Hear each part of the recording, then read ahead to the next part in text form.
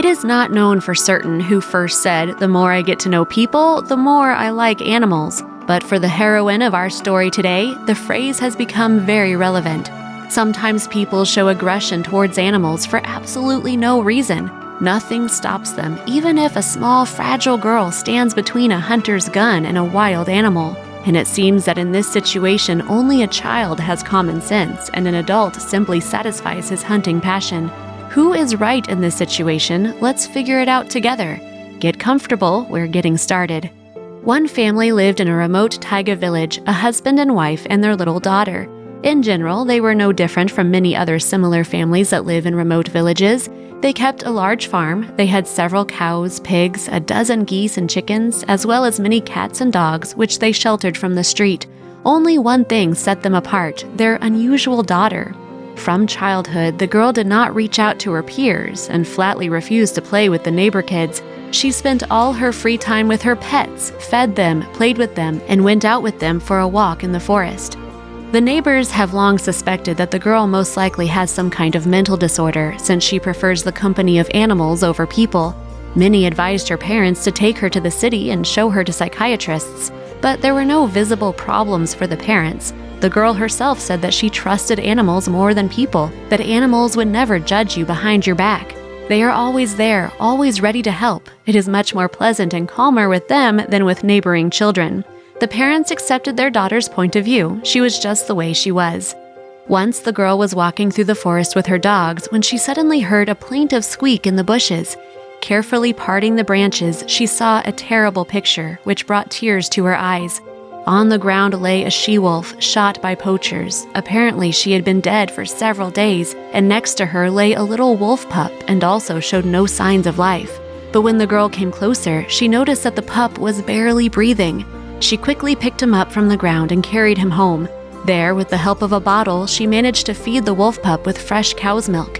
He was very weak and was only able to eat very little, but that was enough for the pup to start gaining strength. A few hours later, he ate even more, and the very next day he was able to stand on his own and even began to move little by little. Another 2 weeks passed, and the little wolf was already running around the yard along with the dogs, actively eating and gaining weight. This pup turned out to be a little she-wolf. The girl doted on her new pet. All day long she spent time with her and took her for a walk in the forest so that the she-wolf would not wean herself from the wild. So year after year passed, and after 5 years, the pup has grown into a big, beautiful she-wolf. The girl has grown up too, and now they spend whole days in the forest, playing in the fresh air. Local residents told the girl's parents many times that friendship with a wild animal would not lead to anything good, that the girl shouldn't be spending time with a grown wolf.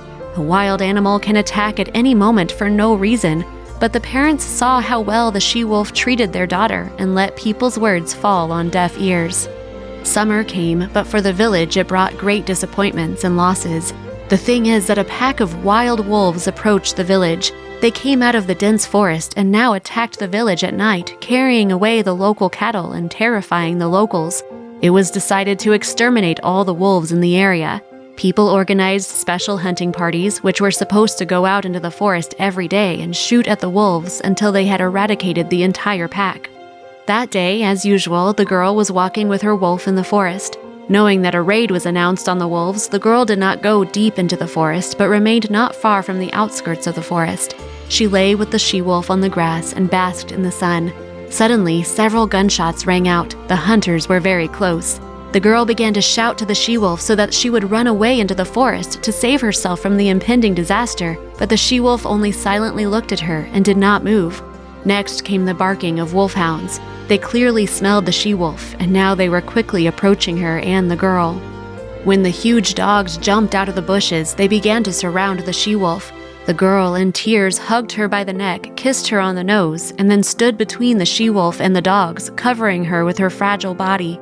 In the next second, the dogs rushed into battle. The she-wolf jumped over the girl and protected her from the powerful jaws of the wolfhounds, who immediately began to tear at the wolf. The girl, without hesitation, rushed to the aid of her gray friend. At that moment, a hunter ran out. When he saw a girl next to the bloody battle, he called the dogs to him with a whistle. When the dogs ran off to the side, the girl rushed to the she-wolf. She was pretty battered, but alive. The girl kissed her and promised to take care of her. After all, once she was able to save her from inevitable death, she would save her again. The she-wolf breathed heavily and looked her straight in the eyes. She seemed to understand everything.